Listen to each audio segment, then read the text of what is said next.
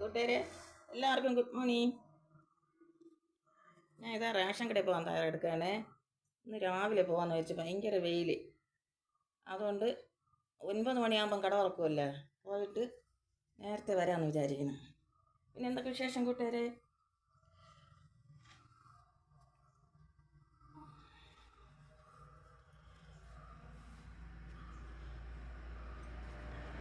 കഴിഞ്ഞ മാസം ഞാൻ റേഷൻ കടയിൽ പോകാൻ തയ്യാറെടുത്ത് ചാക്കൊക്കെ പറക്കി വെച്ചപ്പം ഓരോരുത്തർ എന്നോട് ചോദിച്ച് എന്തിനാണ് ഇതെല്ലാം ചാക്കും കൊണ്ടുപോകണമെന്ന്. എനിക്ക് മഞ്ഞ കാർട്ടാണ്. അപ്പോൾ എത്ര കിലോ അരിയും സാധനം കിട്ടുമെന്ന് നിങ്ങൾക്ക് എല്ലാവർക്കും അറിയാമല്ലോ. അത് ഒരു ചാക്കിലൊന്നും കൊണ്ടുവരാൻ പറ്റില്ല. അത് മാത്രമല്ല 4-5 ഐറ്റം സാധനങ്ങളാണ് കിട്ടുന്നത്. ഇത് പഞ്ചസാരയ്ക്ക്, അത് പുന്നല്ലരി കാണും. പിന്നെ അത് പോയിട്ട് ഇത് വെള്ളയരി കാണും.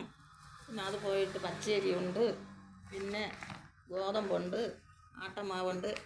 ഇത് മാതാവിൻ്റെ നടക്ക് മെഴുകുതിരി കത്തിക്കുക. ഞാൻ എപ്പോഴും പറയുന്നുണ്ടല്ലോ, അവിടെ വിട്ട് ഞാൻ ഒന്നും ചെയ്യാറില്ല, അവിടെ പോയിട്ടേ ഞാൻ പോകാറുള്ളൂ. പിന്നെ ഈ മാസം കൂട്ടുകാരെ 2 മാസത്തെ ഭക്ഷ്യധാന്യമാണ് ഒന്നിച്ച് കൊടുക്കുന്നത്. അപ്പോൾ അത്രയ്ക്കും വലിയ ചാക്കും കാര്യങ്ങളൊക്കെ കൊണ്ടുപോകണം. അപ്പോൾ അതിന് വേണ്ടി ഞാൻ എടുത്തിരിക്കുകയാണ്. ഈ സർക്കാർ എന്തോന്ന് കാണിക്കണേ, 2 മാസത്തെ പെൻഷൻ ഒത്തുകൊടുത്തു, 2 മാസത്തെ റേഷൻ ഒത്തുകൊടുക്കുന്നു. ഈ പെൻഷൻ കൊടുത്ത പാവങ്ങളെല്ലാം കുരങ്ങൻ്റെ കയ്യിൽ പൂമാല കിട്ടിയതുപോലെ പിച്ച് വലിച്ച് കളഞ്ഞു. അടുത്ത മാസം അവരൊക്കെ മരുന്നിന് എന്ത് ചെയ്യും? അവരെയൊന്നും കയ്യിൽ സൂക്ഷിച്ച് വയ്ക്കാറില്ല. ദാരിദ്ര്യങ്ങളും കഷ്ടതയിലിരിക്കുമ്പോൾ പൈസ വെച്ചിട്ട് നോക്കിയിരിക്കുമോ? ഒരിക്കലും ഇല്ല. നമ്മളെടുത്ത് എന്തെങ്കിലും ചെയ്യാനും ചെയ്യും. പക്ഷേ അത് മാസാമാസം കൊടുത്തിരുന്നെങ്കിൽ അവരുടെ മരുന്നിനും കടകളിൽ ചായ കുടിക്കുന്നിടത്ത് പറ്റുന്നിടത്ത് കൊടുക്കണം. അങ്ങനെയൊക്കെ ഒരുപാട് ഇതുണ്ട്. അപ്പോൾ അങ്ങനെയൊക്കെ ചെയ്യാമായിരുന്നു. അപ്പോൾ അതൊന്നുമില്ലാതെ അതുപോലെ ഇപ്പം റേഷനും 2 മാസത്തെ ഒത്ത് ആരെങ്കിലും കൊണ്ട് വച്ചിരിക്കുക. ഈ റേഷൻ അരി ഒത്തിരി നാൾ വച്ചിരിക്കാൻ പറ്റില്ല. പുഴുവും കരിച്ചയും ഉണ്ട്. കരിച്ച കയറി നമുക്ക് ആ ചോറ് പിന്നെ വയ്ക്കാൻ കൊള്ളാമോ? ഒന്നിനും കൊള്ളില്ല. മറ്റേ അതായത് മാസങ്ങളിൽ കിട്ടിയ നമുക്ക് അത് ഉപകാരപ്പെടും. ഇതിപ്പോൾ അങ്ങനെ 2 മാസത്തെ റേഷൻ ഓടിച്ചമക്കാനുണ്ട്. ഞാൻ പോയിട്ട് എൻ്റെ ഓട്ടയിൽ കൊള്ളുമെന്ന് എന്നെ അറിഞ്ഞില്ല. അങ്ങനെ പിന്നെ കഴിഞ്ഞ മാസം ഞാൻ പൈസ എടുത്ത് വെച്ചപ്പോൾ ആൾക്കാർ ചോദിച്ചു എന്തിനാണ് പൈസ കൊണ്ടുപോകണമെന്ന്. ഈ പൊട്ടത്തരം പിടിച്ച ആൾക്കാരാണ്. ഇപ്പം വിവരമില്ലേ. എൻ്റെ അപ്പൻ മരിച്ചുപോയി, എൻ്റെ അപ്പനും അമ്മയൊക്കെ പോയി. കട നടത്തുന്നത് എൻ്റെ അപ്പനൊന്നും അല്ല. അവിടെ കടയിൽ നിന്ന് സാധനം എടുക്കണമെങ്കിൽ കാശ് കൊടുത്തേ പറ്റുള്ളൂ, ചുമ്മാ ആരും തരുമില്ല. അത് മാത്രമല്ല, എനിക്ക് ചെറിയ പെട്ടിക്കടയാണ്. ആ കടയിലത്തേക്ക് സാധനം എടുക്കണ്ടേ, സാധനം എടുക്കുന്നതിനാണ് പൈസ കൂടി കൊണ്ടുപോകണം. അപ്പോൾ ഇങ്ങോട്ട് പോണ വഴിക്ക് എല്ലാം എടുത്തുകൊണ്ട് വരും. അല്ലെ പിന്നെ ഒരു ഓട്ടോ പോണതിന് 100 രൂപ കൂലി കൊടുക്കണം.